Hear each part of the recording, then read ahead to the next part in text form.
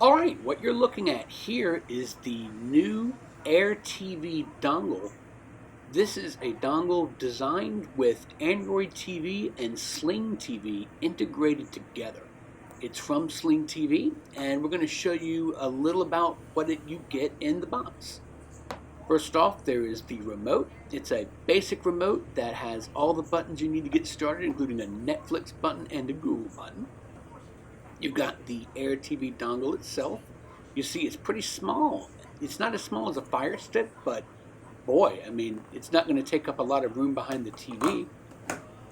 It has a nondescript power source that you plug into the included USB power cord, and it comes with batteries for the remote as well. So that's really all there is to it. We're going to go ahead and post this video and work on a demonstration of it and let you see what it looks like overall.